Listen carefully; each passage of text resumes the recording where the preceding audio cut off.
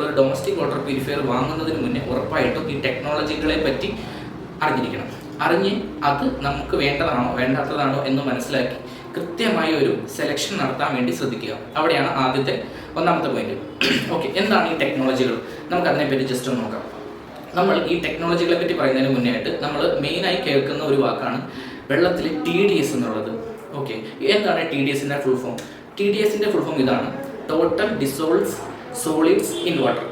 അതായത് വെള്ളത്തിൽ അലിഞ്ഞു ചേർന്നിട്ടുള്ള എല്ലാ ഡിസോൾവ് ആയുള്ള സോളിഡ്സിൻ്റെയും മൊത്തത്തിലുള്ള ഒരു കണക്കാണ് ഈ ഒരു TDS എന്ന് പറയുന്നത്. അത് വെള്ളത്തിൻ്റെ ക്വാളിറ്റിയെ മെഷർ ചെയ്യാനായി ബേസിക്കലി ഉപയോഗിക്കും. ഓക്കെ, നമുക്ക് എങ്ങനെയാണ് ഈ വെള്ളത്തിൻ്റെ TDS അറിയുന്നത്? അപ്പോൾ ഒരു TDS ലെവൽ, അതായത് TDS ലെവൽ വളരെ ഹൈ ആണെന്നുണ്ടെങ്കിൽ ആ വെള്ളം അത്രയും പൊല്യൂട്ടഡ് ആണ് എന്നുള്ളതാണ് നമ്മൾ മനസ്സിലാക്കുന്നത്.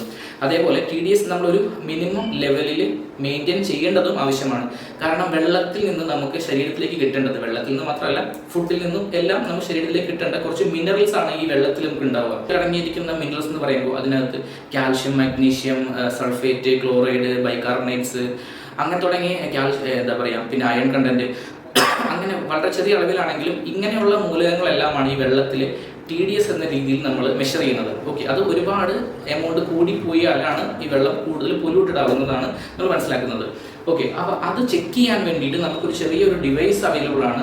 ഓൾമോസ്റ്റ് നിങ്ങളെല്ലാവരും കണ്ടിട്ടുണ്ടാവണം. ഒരു വാട്ടർ പ്യൂരിഫയർ പർച്ചേസുമായി നിങ്ങൾ പോയിട്ടുണ്ടെങ്കിൽ ഉറപ്പായിട്ട് നിങ്ങൾ ആ ഒരു ഡിവൈസ് കണ്ടിട്ടുണ്ടാവും. ഞാൻ ജസ്റ്റ് നിങ്ങൾക്കൊന്ന് കാണിച്ചു തരാം.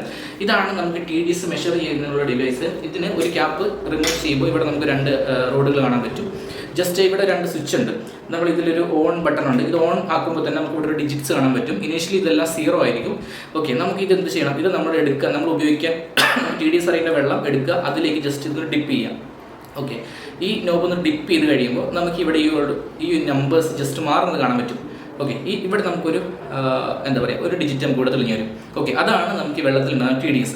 ഓക്കെ, അപ്പോൾ അതിനകത്ത് നമുക്ക് അറിയാൻ പറ്റും ഇപ്പോൾ വെള്ളത്തിൽ TDS 50, 100, 200 എത്രയാണ് നമ്മുടെ വെള്ളത്തിൽ TDS എന്ന് മനസ്സിലാക്കാൻ പറ്റും.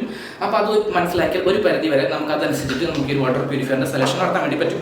കാരണം ഹാർഡ്നെസ് കൂടുന്നതനുസരിച്ചിട്ട് നമ്മുടെ ടെക്നോളജി ഏതാണ് നമുക്ക് ഉപയോഗിക്കേണ്ടത് എന്നുള്ള കാര്യം നമുക്കത് മനസ്സിലാക്കാം. കാരണം നമുക്ക് ഈ പറഞ്ഞ TDS ലെവലിൽ നിന്ന് നമുക്ക് വേണ്ട മിനറൽസും ഈ ഒരു TDSൽ നമ്മൾ മെഷർ ചെയ്യുന്നുണ്ട്.